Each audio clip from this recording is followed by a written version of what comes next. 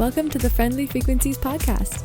I am your host, Carmen McLeod, and I am here to talk to you about my passion for spirituality and personal development. My purpose in life at this time is to remind you how powerful you truly are and that you create your own reality.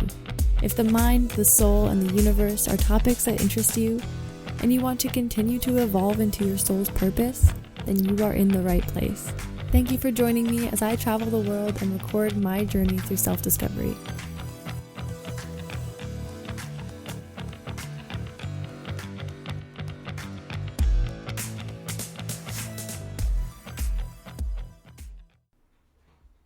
Hello everyone. Welcome back to the Friendly Frequencies podcast. I am happy that you're joining me today. I just got back from an amazing trip over at Vancouver Island, which is where a lot of my family lives, my aunts and cousin, and I've been going there my whole life. So when I arrived there on the ferry this weekend, I really was like, I had felt like I just finally got home. I felt completely at home. And it's just was such an amazing feeling. That itself would have made my made my whole trip down here worth it. I mean, my trip was already made worth it by everything I've been doing, but that was just amazing. So I'm really filled up and happy and just full of love right now for spending the last week, about a week there. And now I'm prepared I just got back, and now I'm going to start up on a project I have going at my mom's new restaurant. So she bought a restaurant on Commercial Drive in Vancouver, and she just got it going over the last few weeks, maybe even a month now, about a month. She's been fully running and everything, and it's doing great, and I'm doing some artwork for her. So that's what's going on with me right now. And I'm just gonna talk to you today about the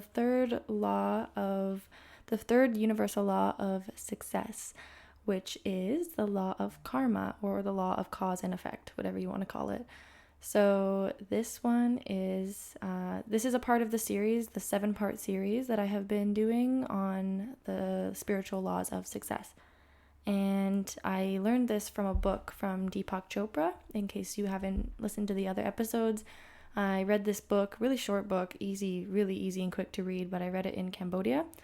And I loved it. I read it a couple times and was obsessed with it. So I decided I wanted to make a series on it and just kind of reiterate what I learned from it, and then throw in anything that any stories or any ways that I relate to this, because I relate to all of these.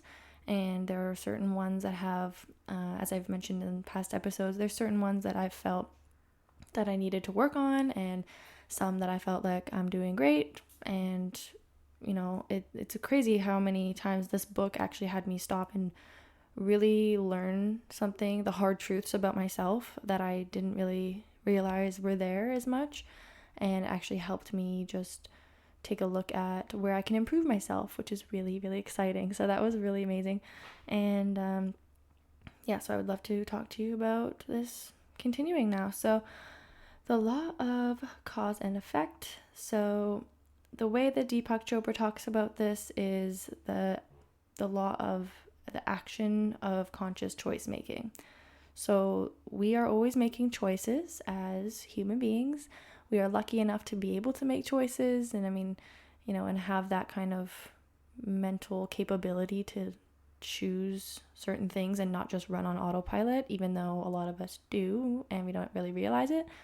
But that's kind of where this all kind of comes in, is the fact that we make choices on a day-to-day basis, and a lot of them are unconscious. And the process of the way that this kind of gets tied in is that we can start to make more conscious choices in our lives and realize how those choices have an effect on others and on ourselves and in the world around us.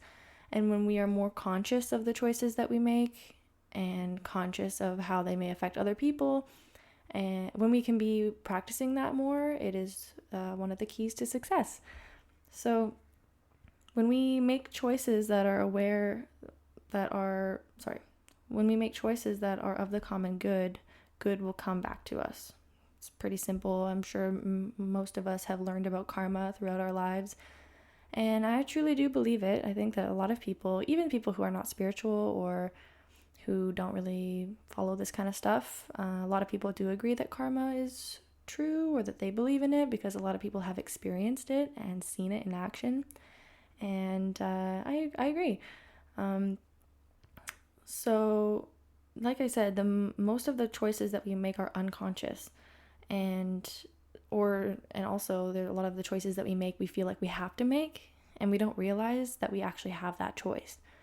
So I'm sure you could think of an example in your life where you make all of these decisions on a day-to-day basis, and you may think that you have to. Some you do have to, but at the end of the day, you don't really have to. Like, of course, there are many reasons to do something, many reasons to do the things that you do on a day-to-day basis, but technically you don't have to do these things, and sometimes people operate as if they do have to, and that there is something forcing them to. But really, all of us make our own decisions at the end of the day.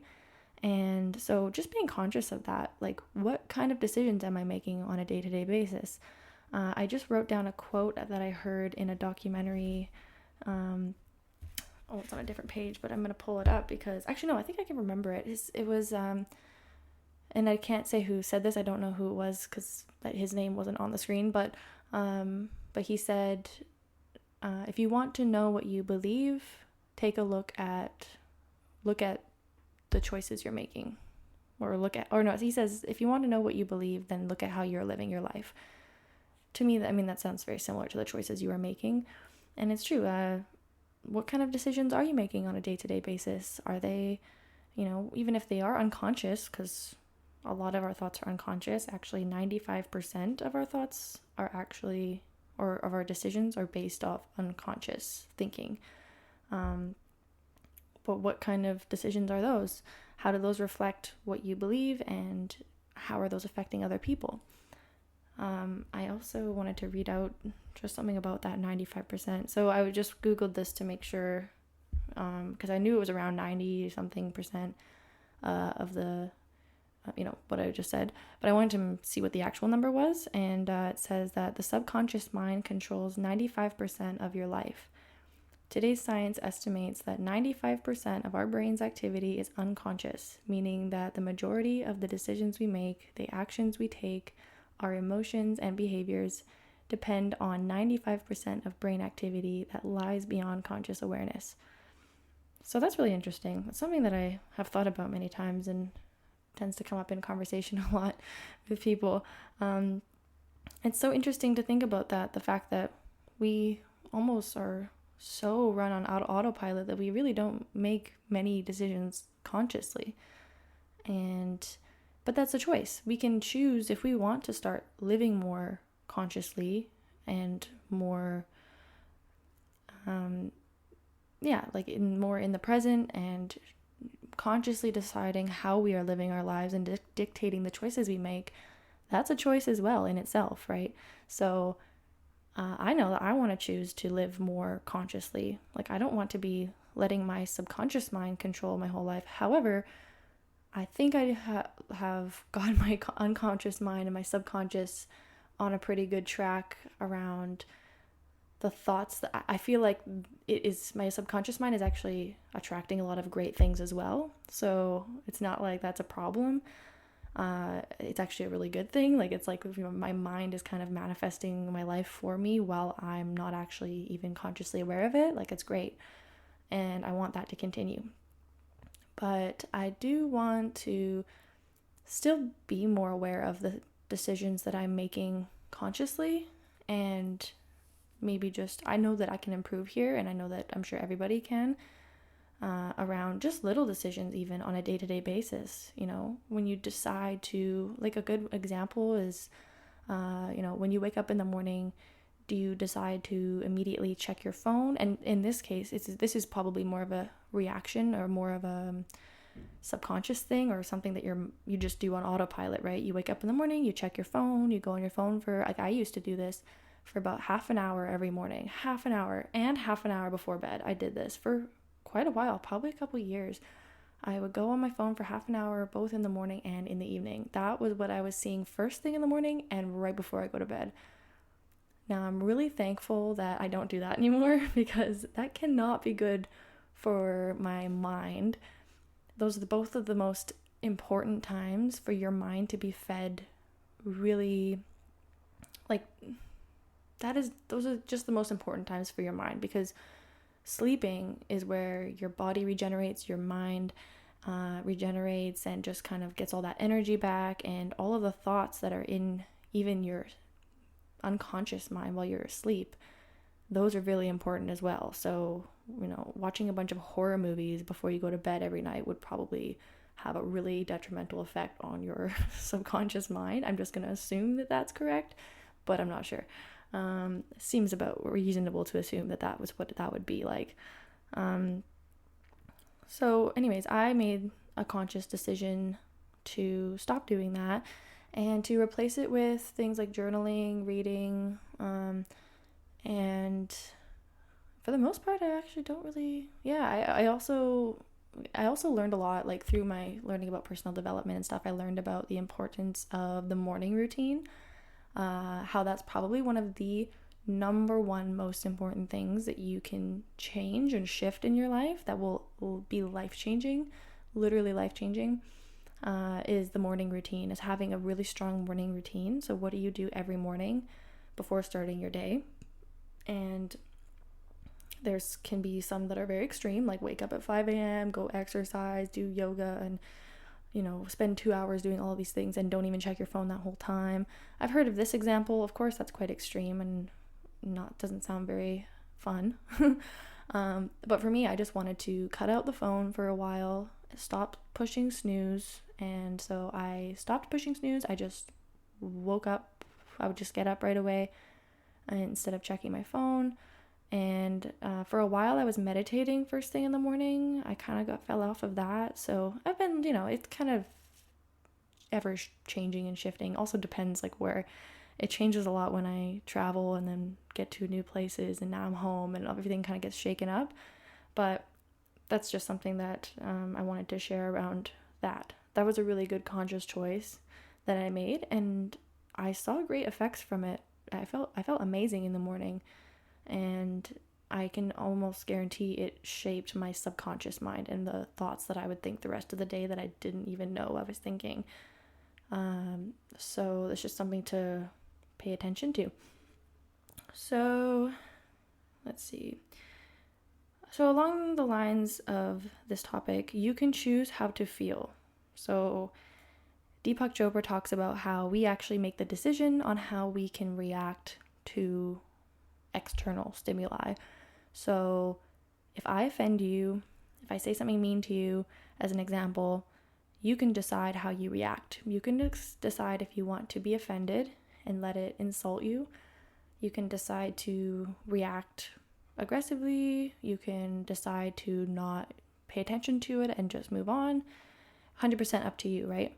So it's something to keep in mind, because a lot of people are quick to blame other people for their sorrow or their issues in their life or something like this. But at the end of the day, you do decide how things can affect you, and it's easier at times than others at certain times to work this, and sometimes it's quite difficult for you to not react, and I understand this. I'm definitely not perfect. It takes quite a lot to be able to choose how you react to something. And for some people may think that that's not your choice. You cannot choose. Your body just reacts how it reacts. And I think that just comes with practice, I guess, with this type of stuff. So yes, I mean, something may trigger you and you may get a physiological response to it. Sure. How you react is definitely up to you. It can offend you, but you can decide to just keep it inside. You can, yell at the person. Of course, that's up to you, and that is your choice. But it is interesting to think about so many examples that you could think of where you allowed, and when I say you, I mean myself as well, everybody, people have so many times allowed themselves to get so hurt and so affected negatively by something else, by somebody else, and without actually realizing that you can control how you are affected by something, and how you let that affect you is going to determine a lot of things for yourself. So, this is also along the lines of, how do you see things that happen to you when something negative happens to you? I know this comes up a lot in my conversations, but, can you see the silver lining in things? What lesson did you learn from this thing that, hurt you? I think that there's always a lesson to be learned somewhere and growth to be had. So I'm just going to continue to stress this point because it's really important, I think, and really valuable, and has been proven to be very valuable for me in my life. So that always ends up tying into every discussion that I have, and I love it. So yeah, that's just something that Deepak Chopra talks about. So another thing that he mentions is that when we make choices, 2 things that you can ask yourself around these choices when you want to make a conscious decision are, what are the consequences of this choice? And is this choice going to bring happiness to those around me? Those are 2 good questions to ask around most decisions. And I think that, I think these are good ways to help practice conscious choice making, and also to just remember that your actions affect other people. And though you should not be worried solely on what happens with other people in reaction to what the choices that you make, because it's also about what's best for yourself, but as well thinking of what's the greater good that can come out of this. I want the greatest good to come out of each decision that I make.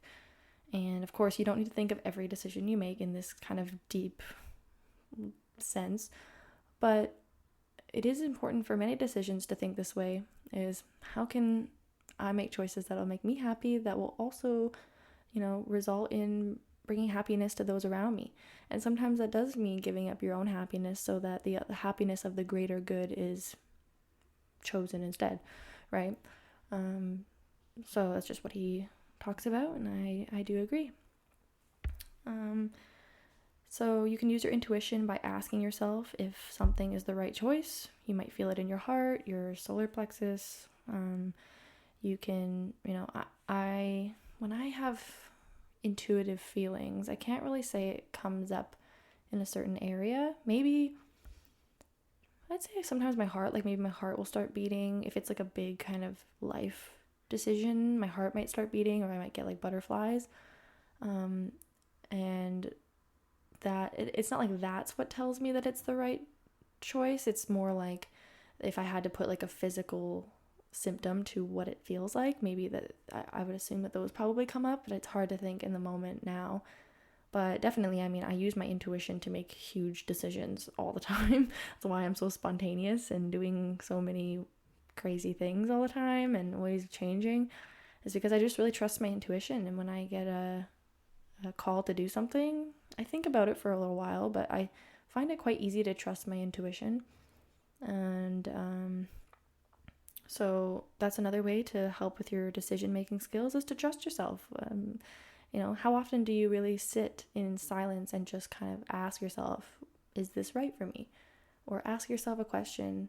I don't do this very much in my meditation, which I've been wanting to do more of, which is like just asking my higher self a question. Like, okay, sometimes I'll just go with something vague, like, what do I need to know right now? What is there something that you're trying to tell me? Or, or if there is something that a big decision you're trying to make, then asking, is this right for me? And sometimes you'll feel the answer, and sometimes you'll need to think about it a bit more. But anyways, that's something that I do tend to practice. And he also talks about how you can transform your bad karma into good karma by looking at the bad event as an opportunity for growing. And that's just kind of what I was mentioning before. All quote unquote bad situations are opportunities for growth, always, and learning, and there's always something of the higher good to come from every decision, every negative event, every all of that. So just know that, even if you are, experiencing some bad karma right now, well, what can you learn from it? What do you think that this is from? And I've learned also a bit about how past life karma kind of plays into things, and this isn't something that Deepak Chopra talks about in his book, but I have been learning a lot about past lives over the last few months, and I've come to really believe in it and heard lots of amazing stories around this. And yeah, I've heard that sometimes, you'll receive, some people are dealt like a really shitty hand in this life, and it's not because of something they did in this life, it's something that they did in a past life. I don't know so much about this topic, so it's not really what I'm going to get into a lot about yet, maybe in the future, but that's also something to consider. But even in that case, there's still something to learn from it. I think it's, a lot of self-reflection and, just a lot of introspection and, seeing what can you learn from this. And then all bad karma will kind of turn good in a way when you look at it that way. So, that's basically it, but this is how to experience this law in its full form. Some suggestions that Deepak Chopra talks about. Number 1, witness the choices that you make on a day-to-day basis. So just be conscious presently about what choices that you are making. And once you start to really look at those and be more present with that, it's quite eye-opening. And honestly, I'm not gonna lie, I'm not one to really examine this so much. This is something I'm kind of going back to, and I'm like, okay. I have these written down from when I first read this, which was a couple months ago. And now it's a good reminder for me to look at the conscious choices I'm making and think about how many of my choices are unconscious. And I'm going to, especially starting now, because I'm talking the talk, I'm definitely going to start taking a better look at the choices that I'm making every day. And yeah, it'd be interesting to see where I need to change some things and what choices am I proud of. So the second way to experience this law is when you make a choice, ask yourself those 2 questions that I talked about, which are, what are the consequences of this choice, and will this choice bring happiness to those around me? And number 3, so of how to experience this law is to follow your intuition. Use your heart for guidance. And the more you practice trusting your intuition, the more it's going to be easy to discern if that's what the right choice is. It's just like with practice, with anything. And yeah, quite short and simple, but I think it's quite important stuff.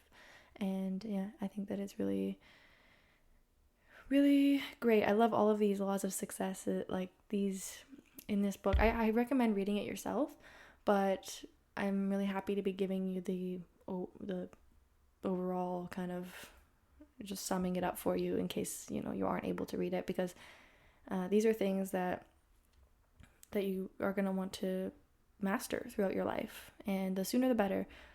And actually, this reminds me, I'm not sure if I mentioned this, but because this was Jay's book when I was staying with him, my friend Jay, and he told me that he practices one of these laws specifically each day of the week and just rotates it. So like, because there's 7 laws and there's 7 days in a week, he spends say Monday working on the first law of success, and then Tuesday on the second law of success. And he uses one day to focus on one law specifically, because trying to focus on all of them at once, especially as you're kind of just beginning your journey through self-awareness and self-discovery, it's quite a lot to deal with all at once and to be aware of all at once. That's probably too much until you're like a master. But I'd say that's a great idea. And so, just focusing on one thing at a time, and you can do it by day or each week, focus on one thing. but that's just something really interesting, and I really love that he said that that's how he kind of lives his life, and he reads that book almost every day. It's amazing. So it's honestly it's really amazing, and that is why I'm doing a whole series on it. So anyways, that's all I got to say on that, and thank you so much for listening, and I'll talk to you next week. Bye.